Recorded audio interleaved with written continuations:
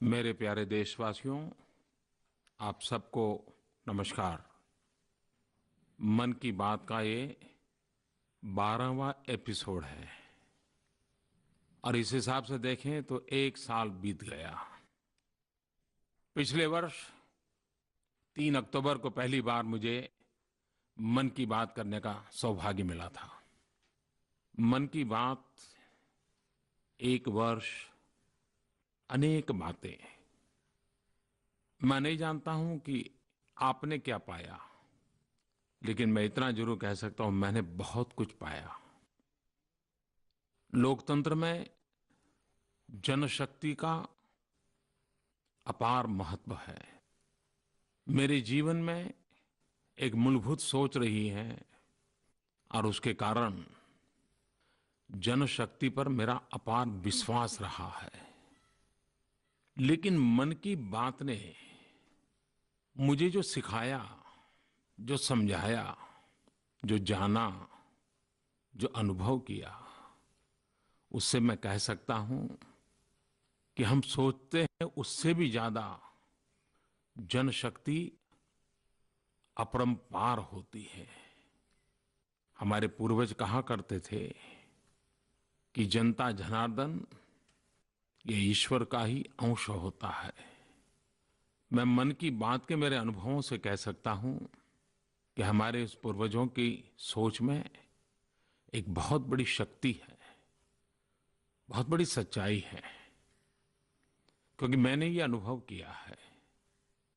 मन की बात के लिए मैं लोगों से सुझाव मांगता था और शायद हर बार 2 या 4 सुझाव को ही हाथ लगा पाता था, लेकिन लाखों की तादाद में लोग सक्रिय होकर के मुझे सुझाव देते रहते थे। ये अपने आप में एक बहुत बड़ी शक्ति है।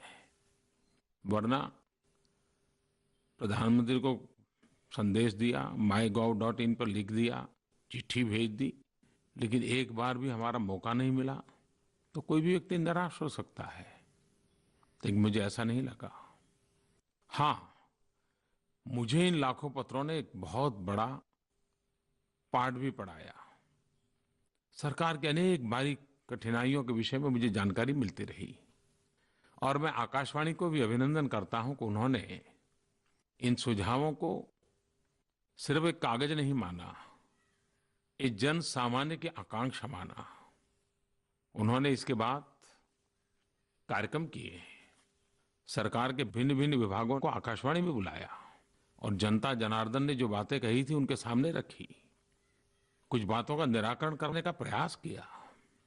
सरकार के भी हमारे भिन्न भिन्न विभागों ने लोगों के इन पत्रों का एनालिसिस किया और वो कौन सी बातें हैं कि जो पॉलिसी मैटर हैं, वो कौन सी बातें हैं जो पर्सन के कारण परेशानी है, वो कौन सी बातें हैं जो सरकार के ध्यान में ही नहीं है। बहुत सी बातें ग्रास रूट लेवल से सरकार के पास आने लगी। और ये बात सही है कि गवर्नेंस का एक मूलभूत सिद्धांत है कि जानकारी नीचे से ऊपर की तरफ जानी चाहिए और मार्गदर्शन ऊपर से नीचे की तरफ जाना चाहिए। ये जानकारियों का स्रोत मन की बात बन जाएगा, ये कहाँ सोचा था किसी ने, लेकिन ये हो गया। और उसी प्रकार से मन की बात ने समाज शक्ति की अभिव्यक्ति का एक अवसर बना दिया। मैंने एक दिन ऐसे ही कह दिया था कि सेल्फी विद डॉटर, और सारी दुनिया अचरज हो गई। शायद दुनिया के सभी देशों से किसी न किसी ने लाखों की तादाद में सेल्फी विद डॉटर, और बेटी को क्या गरिमा मिल गई। और जब वो सेल्फी विद डॉटर करता था तब अपनी बेटी का तो हौसला बुलंद करता था, लेकिन अपने भीतर भी एक कमिटमेंट पैदा करता था। जब लोग देखते थे उनको भी लगता था कि बेटियों के प्रति उदासीनता अब छोड़नी होगी। एक साइलेंट रिवॉल्यूशन था। भारत के टूरिज्म को ध्यान में रखते हुए मैंने ऐसे ही नागरिकों को कहा था, इनक्रेडिबल इंडिया, कि भाई आप भी तो जाते हो, चाहे कोई अच्छी तस्वीर है तो भेज देना, मैं देखूंगा। यूं ही हल्की फुल्की बात की थी, लेकिन क्या बड़ा गजब हो गया। लाखों की तादाद में हिंदुस्तान के हर कोने की ऐसी ऐसी तस्वीरें लोगों ने भेजी। शायद भारत सरकार के टूरिज्म ने, राज्य सरकार के टूरिज्म डिपार्टमेंट ने कभी सोचा भी नहीं होगा कि हमारे पास ऐसी ऐसी विरासतें हैं, एक प्लेटफॉर्म पर सब चीजें आई और सरकार का 1 रुपया खर्च नहीं हुआ, लोगों ने काम को बढ़ा दिया। मुझे खुशी तो तब हुई कि पिछले अक्टूबर महीने के पहले मेरी ये पहली मन की बात थी, तो मैंने गांधी जयंती का उल्लेख किया था और लोगों को ऐसे ही मैंने प्रार्थना की थी कि 2 अक्टूबर महात्मा गांधी की जयंती हम मना रहे हैं। एक समय था खादी फॉर नेशन, क्या समय का तकाजा नहीं है कि खादी फॉर फैशन? और लोगों को मैंने आग्रह किया था कि आप खादी खरीदिए, थोड़ा बहुत कीजिए। आज मैं बड़े संतोष के साथ कहता हूं कि पिछले 1 वर्ष में करीब करीब खादी की बिक्री डबल हुई है। अब ये कोई सरकारी एडवर्टाइजमेंट से नहीं हुआ है, अरबों खरबों रुपया खर्च करके नहीं हुआ है। जनशक्ति का एक एहसास, एक अनुभूति। एक बार मैंने मन की बात में कहा था, गरीब के घर में चूल्हा जलता है, बच्चे रोते रहते हैं, गरीब माँ, क्या उसे गैस सिलेंडर नहीं मिलना चाहिए? और मैंने संपन्न लोगों से प्रार्थना की थी कि आप सब्सिडी सरेंडर नहीं कर सकते क्या? सोचिए। और मैं आज बड़े आनंद के साथ कहना चाहता हूं कि इस देश के 30 लाख परिवारों ने गैस सिलेंडर की सब्सिडी छोड़ दी है। और ये अमीर लोग नहीं हैं। एक टीवी चैनल पे मैंने देखा था कि एक रिटायर्ड टीचर, विधवा महिला, वो कतार में खड़ी थी सब्सिडी छोड़ने के लिए। समाज के सामान्य जन भी, मध्यम वर्ग, निम्न मध्यम वर्ग, जिनके लिए सब्सिडी छोड़ना मुश्किल काम है, लेकिन ऐसे लोगों ने छोड़ा। क्या ये साइलेंट रिवॉल्यूशन नहीं है? क्या ये जनशक्ति के दर्शन नहीं है? सरकारों ने भी सबक सीखना होगा कि हमारी सरकारी चौखट में जो काम होता है, उस चौखट के बाहर एक बहुत बड़ी जनशक्ति का एक सामर्थ्यवान, ऊर्जावान और संकल्पवान समाज है। सरकारें जितनी समाज से जुड़ करके चलती हैं, उतनी ज्यादा समाज में परिवर्तन के लिए एक अच्छी कैटलिक एजेंट का रूप में काम कर सकती है। मन की बात में मुझे सब जिन चीजों में मेरा भरोसा था, लेकिन आज वो विश्वास में पलट गया, श्रद्धा में पलट गया। और मैं इसलिए आज मन की बात के माध्यम से फिर एक बार जनशक्ति को शत शत वंदन करना चाहता हूं, नमन करना चाहता हूं। हर छोटी बात को अपनी बना ली और देश की भलाई के लिए अपने आप को जोड़ने का प्रयास किया। इससे बड़ा संतोष क्या हो सकता है? मन की बात में इस बार मैंने एक नया प्रयोग करने के लिए सोचा। मैंने देश के नागरिकों से प्रार्थना की थी कि आप टेलीफोन करके अपने सवाल, अपने सुझाव दर्ज करवाइए। मैं मन की बात में उस पर ध्यान दूंगा। मुझे खुशी है कि देश में से करीब 55,000 से ज्यादा फोन कॉल्स आए, चाहे सियाचिन हो, चाहे कच्छ हो या कामरूप हो, चाहे कश्मीर हो या कन्याकुमारी हो।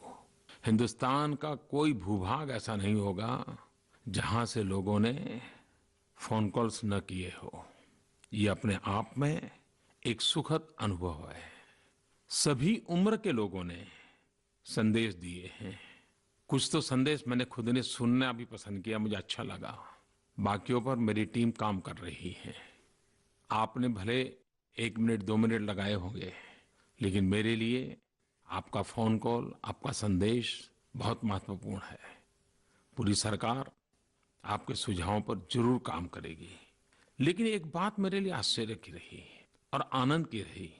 वैसे ऐसा लगता है कि जैसे चारों तरफ नेगेटिविटी है, नकारात्मकता है, लेकिन मेरा अनुभव अलग रहा।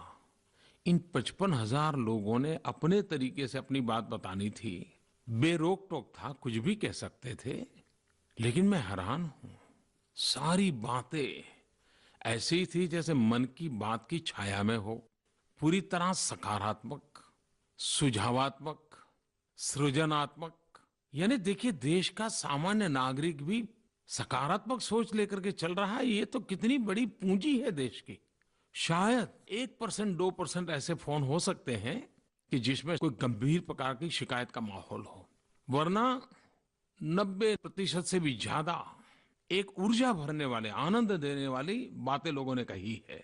एक बात और ध्यान में मेरे आई, खास करके स्पेशली एबल्ड, उसमें भी खास करके दृष्टिहीन अपने स्वजन, उनके काफी फोन आए हैं। लेकिन उसका कारण ये होगा, शायद ये टीवी देख नहीं पाते, ये रेडियो जरूर सुनते होंगे। दृष्टिहीन लोगों के लिए रेडियो कितना बड़ा महत्वपूर्ण होगा, वो मुझे इस बात से ध्यान में आया है। एक नया पहलू मैं देख रहा हूं, और इतनी अच्छी अच्छी बातें बताई है इन लोगों ने, और सरकार को भी संवेदनशील बनाने के लिए काफी है। मुझे अलवर राजस्थान से पवन आचार्य ने एक संदेश दिया है। मैं मानता हूं पवन आचार्य की बात पूरे देश को सुननी चाहिए और पूरे देश ने माननी चाहिए। देखिए वो क्या कहना चाहते हैं, जरूर सुनिए। मेरा नाम पवन आचार्य है और मैं अलवर राजस्थान से बिलोंग करता हूं। मेरा मैसेज प्रधानमंत्री श्री नरेंद्र मोदी जी से ये है कि कृपया आप इस बार मन की बात में पूरे भारत देश की जनता से आह्वान करें कि दिवाली पर वो अधिक से अधिक मिट्टी के दियों का उपयोग करें। इससे पर्यावरण का तो लाभ होगा ही होगा और हजारों कुम्हार भाइयों को रोजगार का अवसर मिलेगा। धन्यवाद। पवन, मुझे विश्वास है कि पवन की तरह आपकी ये भावना हिंदुस्तान के हर कोने में जरूर पहुंच जाएगी, फैल जाएगी। अच्छा सुझाव दिया है, और मिट्टी का तो कोई मोल ही नहीं होता है, और इसलिए मिट्टी के दिए भी अनमोल होते हैं। पर्यावरण की दृष्टि से भी उसकी एक अहमियत है। और दिया बनता है गरीब के घर में, छोटे छोटे लोग इस काम से अपना पेट भरते हैं। और देशवासियों को मैं जरूर कहता हूँ, आने वाले त्योहारों में पवन आचार्य की बात अगर हम मानेंगे तो उसका मतलब है कि दिया हमारे घर में जलेगा, लेकिन रोशनी गरीब के घर में होगी। मेरे प्यारे देशवासियों, गणेश चतुर्थी के दिन मुझे सेना के जवानों के साथ 2-3 घंटे बिताने का अवसर मिला। जल, थल और नभ सुरक्षा करने वाले हमारी जल सेना हो, थल सेना हो या वायु सेना हो, आर्मी, एयरफोर्स, नेवी, 1965 का जो युद्ध हुआ था पाकिस्तान के साथ, उसको 50 वर्ष पूर्ण हुए, उसके निमित्त दिल्ली में इंडिया गेट के पास एक शौर्यांजलि प्रदर्शनी की रचना की है। मैं उसे चाव से देखता रहा। गया था तो आधे घंटे के लिए, लेकिन जब निकला तब 2.5 घंटे हो गए और फिर भी कुछ अधूरा रह गया। क्या कुछ वहां नहीं था, पूरा इतिहास जिंदा करके रख दिया है। एस्थेटिक दृष्टि से देखे तो भी उत्तम है, इतिहास की दृष्टि से देखें तो बड़ा एजुकेटिव है, और जीवन में प्रेरणा के लिए देखें तो शायद मातृभूमि की सेवा करने के लिए इससे बड़ी कोई प्रेरणा नहीं हो सकती है। युद्ध के जिन प्राउड मोमेंट्स और हमारे सेनानियों के अदम्य साहस और बलिदान के बारे में हम सब सुनते रहते थे। उस समय तो इतना फोटोग्राफ भी अवेलेबल नहीं थे, इतनी वीडियोग्राफी भी नहीं होती थी। इस प्रदर्शनी के माध्यम से उसकी अनुभूति होती है। लड़ाई हाजी पीर की हो, असल उत्तर की हो, चाविंदा की लड़ाई हो, और हाजीपुर पास के जीत के दृश्यों को देखें तो रोमांच होता है और अपने सेना के जवानों के प्रति गर्व होता है। मुझे उन वीर परिवारों से भी मिलना हुआ, उन बलिदानी परिवारों से मिलना हुआ, और युद्ध में जिन लोगों ने हिस्सा लिया था वे भी अब जीवन के उत्तर कालखंड में है, वे भी पहुंचे थे। और जब उनसे हाथ मिला रहा था तो लग रहा था कि क्या ऊर्जा है, एक प्रेरणा देता था। अगर आप इतिहास बनाना चाहते हैं तो इतिहास की बारीकियों को जानना समझना जरूरी होता है। इतिहास हमें अपनी जड़ों से जोड़ता है। इतिहास से अगर नाता छूट जाता है तो इतिहास बनाने की संभावनाओं को भी पूर्ण विराम लग जाता है। इस शौर्य प्रदर्शनी के माध्यम से इतिहास की अनुभूति होती है, इतिहास की जानकारी होती है, और नए इतिहास बनाने की प्रेरणा के बीज भी बोए जा सकते हैं। मैं आपको, आपके परिवारजनों को, अगर आप दिल्ली के आसपास हैं, शायद प्रदर्शनी अभी कुछ दिन चलने वाली है, आप जरूर देखना। और जल्दबाजी मत करना मेरी तरह। मैं तो 2-2.5 घंटे में वापस आ गया, लेकिन आपको तो 3-4 घंटे जरूर लग जाएंगे। जरूर देखिए। लोकतंत्र की ताकत देखिए। एक छोटे बालक ने प्रधानमंत्री को आदेश किया है, लेकिन वो बालक जल्दबाजी में अपना नाम बताना भूल गया है, तो मेरे पास उसका नाम तो है नहीं, लेकिन उसकी बात प्रधानमंत्री को तो गौर करने जैसी है ही है, लेकिन हम सभी देशवासियों को गौर करने जैसी है। सुनिए ये बालक हमें क्या कह रहा है। प्रधानमंत्री मोदी जी, मैं आपको कहना चाहता हूँ कि जो आपने स्वच्छता अभियान चलाया है उसके लिए आप हर जगह, हर गली में डस्टबिन लगवाएं। इस बालक ने सही कहा है। हमें स्वच्छता एक स्वभाव भी बनाना चाहिए और स्वच्छता के लिए व्यवस्थाएं भी बनानी चाहिए। मुझे इस बालक के संदेश से एक बहुत बड़ा संतोष मिला। संतोष इस बात का मिला, 2 अक्टूबर को मैंने स्वच्छ भारत को लेकर के एक अभियान को चलाने की घोषणा की और मैं कह सकता हूं शायद आजादी के बाद पहली बार ऐसा हुआ होगा कि संसद में भी घंटों तक स्वच्छता के विषय पर आजकल चर्चा होती है। हमारी सरकार की आलोचना भी होती है। मुझे भी बहुत कुछ सुनना पड़ता है कि मोदी जी बड़ी बड़ी बातें करते थे स्वच्छता की, लेकिन क्या हुआ। मैं इसे बुरा नहीं मानता हूं। मैं इसमें से अच्छा ही ये देख रहा हूं कि देश की संसद भी भारत की स्वच्छता के लिए चर्चा कर रही है। और दूसरी तरफ देखिए, एक तरफ संसद और एक तरफ इस देश का शिशु, दोनों स्वच्छता के ऊपर बात करें, इससे बड़ा देश का सौभाग्य क्या हो सकता है।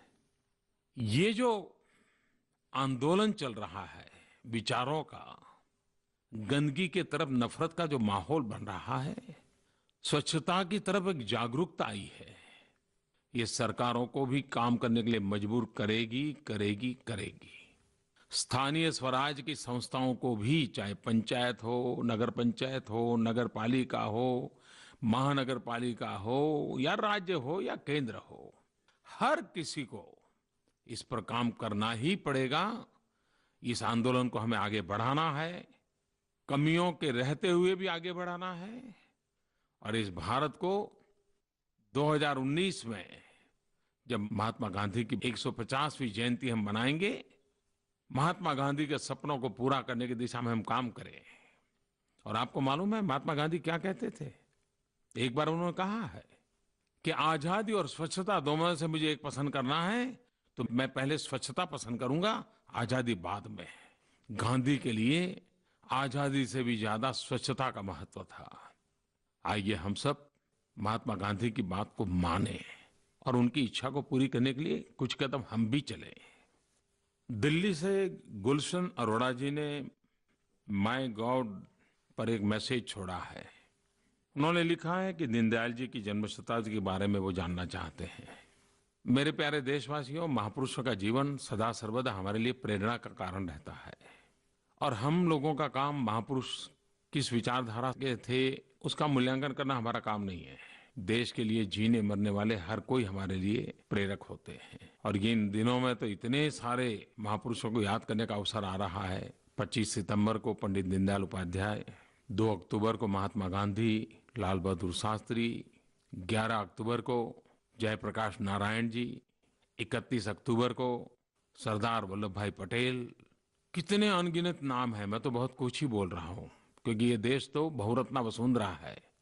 आप कोई भी डेट निकाल दीजिए, इतिहास के जरोसे से कोई न कोई महापुरुष का नाम मिल ही जाएगा। आने वाले दिनों में इन सभी महापुरुषों को हम याद करें, उनके जीवन का संदेश हम घर घर तक पहुंचाएं और हम भी उनसे कुछ न कुछ सीखने का प्रयास करें। मैं विशेष करके 2 अक्टूबर के लिए फिर से एक बार आग्रह करना चाहता हूं।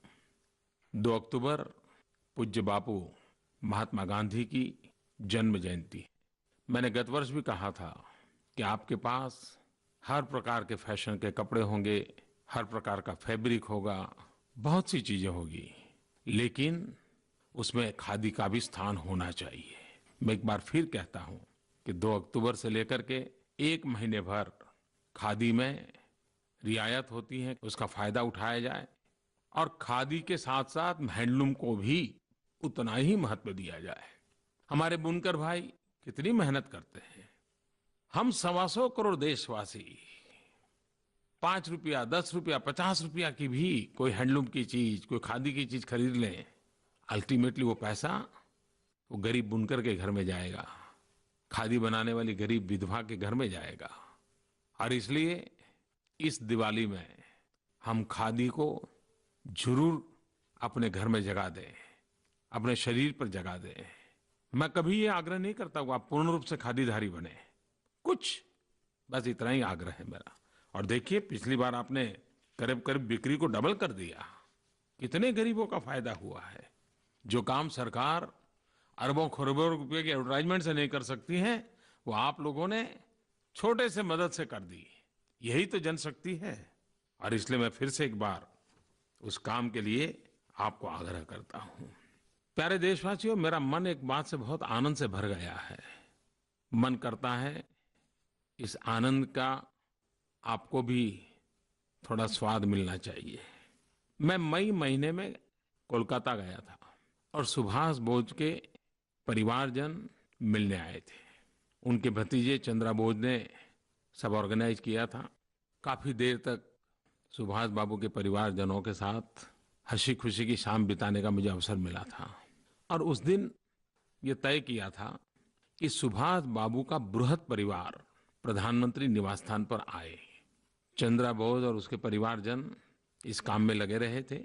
और पिछले हफ्ते मुझे कन्फर्मेशन मिला कि 50 से अधिक सुभाष बाबू के परिवारजन प्रधानमंत्री निवास स्थान पर आने वाले हैं। आप कल्पना कर सकते हैं मेरे लिए कितनी बड़ी खुशी का पल होगा। नेताजी के परिवारजन शायद उनके जीवन में पहली बार सबको मिलकर के एक साथ प्रधानमंत्री निवास जाने का अवसर आया होगा। लेकिन उसके ज्यादा मेरे लिए खुशी की बात है कि प्रधानमंत्री निवास स्थान में ऐसी मेहमान नवाजी का सौभाग्य कभी भी नहीं आया होगा जो मुझे अक्टूबर में मिलने वाला है। सुभाष बाबू के 50 से अधिक और सारे परिवार के लोग अलग अलग देशों में रहते हैं। सब लोग खास आ रहे हैं। कितना बड़ा आनंद का पल होगा मेरे लिए। मैं उनके स्वागत के लिए बहुत खुश हूँ, बहुत ही आनंद की अनुभूति कर रहा हूँ। एक संदेश मुझे भार्गवी कानडे की तरफ से मिला और उसका बोलने का ढंग, उसकी आवाज, ये सब सुनकर के मुझे लगा वो खुद भी लीडर लगती है और शायद लीडर बनने वाली होगी, ऐसा लगता है। मेरा नाम भार्गवी कानडे है। मैं प्रधानमंत्री जी से ये निवेदन करना चाहती हूँ कि आप युवा पीढ़ी को वोटर्स रजिस्ट्रेशन के बारे में जागरूक करें, जिससे आने वाले समय में युवा पीढ़ी का सहभाग बढ़े और भविष्य में युवा पीढ़ी का महत्वपूर्ण सहयोग सरकार चुनने में हो और चलाने में भी हो सके। धन्यवाद। भार्गवी ने कहा है कि मतदाता सूची में नाम रजिस्टर करवाने की बात और मतदान करने की बात, आपकी बात सही है। लोकतंत्र में हर मतदाता देश का भाग्य विधाता होता है और ये जागरूकता धीरे धीरे बढ़ रही है। मतदान का परसेंटेज भी बढ़ रहा है और मैं इसके लिए भारत के चुनाव आयोग को विशेष रूप से बधाई देना चाहता हूं। कुछ वर्ष पहले हम देखते थे कि हमारा इलेक्शन कमीशन एक सिर्फ रेगुलेटर के रूप में काम कर रहा है, लेकिन पिछले कुछ वर्षों से उसमें बहुत बड़ा बदलाव आया है।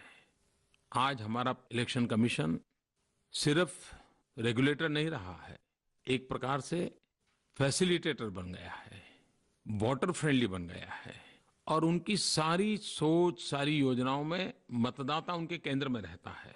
ये बहुत अच्छा बदलाव है।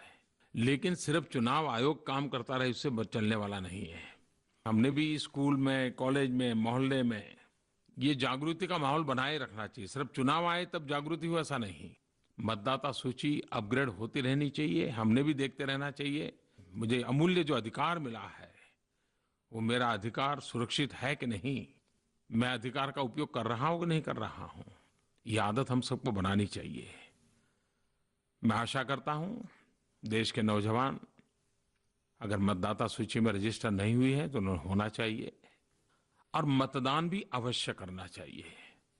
और मैं तो चुनावों के दिनों में पब्लिकली कहा करता हूं कि पहले मतदान फिर जलपान, इतना पवित्र काम है, हर किसी ने करना चाहिए।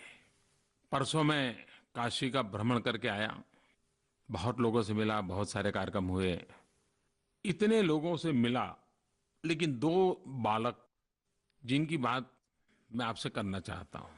एक मुझे क्षितिज पांडे करके 7वीं कक्षा का छात्र मिला। बनारस हिंदू विश्वविद्यालय में, केंद्रीय विद्यालय में वो 7वीं कक्षा में पढ़ता है। वैसे है बड़ा तेज तर्रार, उसका कॉन्फिडेंस लेवल भी बड़ा गजब है, लेकिन इतनी छोटी आयु में फिजिक्स के अनुसंधान में उसकी रुचि मैंने देखी। मुझे लगा कि बहुत कुछ वो पढ़ता होगा, इंटरनेट सर्फिंग करता होगा, नए नए प्रयोग देखता होगा, रेल एक्सीडेंट कैसे रोके जाएं, कौन सी टेक्नोलॉजी हो, एनर्जी में खर्चा कैसे कम हो, रोबोट में फीलिंग कैसे आए, न जाने क्या क्या बातें बता रहा था। बड़ा गजब का था भाई। खैर मैं बारीकी से उसका ये तो नहीं देख पाया कि वो जो कह रहा है उसमें कितनी बारीकी है, क्या है, लेकिन उसका कॉन्फिडेंस लेवल, उसकी रुचि, और मैं चाहता हूं हमारे देश के बालकों का विज्ञान के प्रति रुचि बढ़नी चाहिए। बालक के मन में लगातार सवाल उठने चाहिए, क्यों, कैसे, कब, ये बालक मन से पूछना चाहिए। वैसे ही मुझे सोनम पटेल, एक बहुत ही छोटी बालिका से मिलना हुआ। 9 साल की उम्र है, वाराणसी के सुंदरपुर निवासी सदाब्रिज पटेल की वो एक बेटी, बहुत ही गरीब परिवार की बेटी है। और मैं हैरान था कि बच्ची पूरी गीता उसको कंठस्थ है। लेकिन सबसे बड़ी बात मुझे ये लगी कि जब मैंने उसको पूछा तो वो श्लोक भी बताती थी, अंग्रेजी में इंटरप्रिटेशन करती थी, उसकी परिभाषा करती थी, हिंदी में परिभाषा करती थी। मैंने उनके पिताजी को पूछा तो बोले वो 5 साल की उम्र से बोल रही है। मैंने कहा कहाँ सीखा? बोले हमें भी मालूम नहीं है। तो मैंने कहा और पढ़ाई में क्या हाल है, सिर्फ गीता ही पढ़ती रहती है और भी कुछ करती है? तो उन्होंने कहा नहीं जी, वो मैथमेटिक्स एक बार हाथ ले ले तो शाम को उसको सब मुंह पाठ होता है, हिस्ट्री ले ले शाम को सब याद होता है। बोले हम लोगों के लिए भी आश्चर्य है पूरे परिवार में कि कैसे उसके अंदर है। मैं सचमुच में बड़ा प्रभावित था। कभी कुछ बच्चों को सेलिब्रिटी का शौक हो जाता है, ऐसा ही सोनम में कुछ नहीं था। अपने आप में उसको ईश्वर ने कोई शक्ति जरूर दी है, ऐसा लग रहा था मुझे। खैर इन दोनों बच्चे, मेरी काशी यात्रा में एक विशेष मेरी मुलाकात थी, तो मुझे लगा आपसे भी बता दूं। टीवी पर जो आप देखते हैं, अखबारों में पढ़ते हैं, उसके सिवाय भी बहुत सारे काम हम करते हैं और कभी कभी ऐसे कामों का कुछ आनंद भी आता है। वैसे ही इन 2 बालकों के साथ मेरी बातचीत मेरे लिए यादगार थी। मैंने देखा है कि मन की बात में कुछ लोग मेरे लिए काफी कुछ काम लेकर के आते हैं। देखिए हरियाणा के संदीप क्या कह रहे हैं। संदीप, हरियाणा। सर मैं चाहता हूं कि आप जो मन की बात ये महीने में एक बार करते हैं, आपको वीकली करनी चाहिए, क्योंकि आपकी बातों से काफी प्रेरणा मिलती है। संदीप जी, आप क्या क्या करवाओगे मेरे पास? महीने में एक बार करने के लिए भी मुझे इतनी मशक्कत करनी पड़ती है, समय का इतना एडजस्ट करना पड़ता है। कभी कभी तो हमारी आकाशवाणी के सारे हमारे साथियों को आधा आधा पौने पौना घंटा मेरा इंतजार करके बैठे रहना पड़ता है। लेकिन मैं आपकी भावना का आदर करता हूँ, आपके सुझाव के लिए मैं आपका आभारी हूँ। अभी तो 1 महीने वाला ही ठीक है। मन की बात का एक प्रकार से 1 साल पूरा हुआ है। आप जानते हैं सुभाष बाबू रेडियो का कितना उपयोग करते थे। जर्मनी उन्होंने से अपना रेडियो शुरू किया था और हिंदुस्तान के नागरिकों को आजादी के आंदोलन के संबंध में वो लगातार रेडियो के माध्यम से बताते रहते थे। आजाद हिंद रेडियो की शुरुआत एक वीकली न्यूज बुलेटिन से उन्होंने की थी। अंग्रेजी, हिंदी, बंगाली, मराठी, पंजाबी, पश्तो, उर्दू सभी भाषाओं में ये रेडियो वो चलाते थे। मुझे भी अब आकाशवाणी पर मन की बात करते करते अब 1 साल हो गया है। मेरे मन की बात आपके कारण सच्चे अर्थ में आपके मन की बात बन गई है। आपकी बातें सुनता हूँ, आपके लिए सोचता हूँ, आपके सुझाव देखता हूँ, उसी से मेरे विचारों की एक दौड़ शुरू हो जाती है जो आकाशवाणी के माध्यम से आपके पास पहुंचती है। बोलता मैं हूँ लेकिन बात आपकी होती है और यही तो मेरा संतोष है। अगले महीने मन की बात के लिए फिर से मिलेंगे। आपके सुझाव मिलते रहें। आपके सुझावों से सरकार को भी लाभ होता है, सुधार की शुरुआत होती है। आपका योगदान मेरे लिए बहुमूल्य है, अनमोल है। फिर एक बार आप सबको बहुत बहुत शुभकामनाएं। धन्यवाद।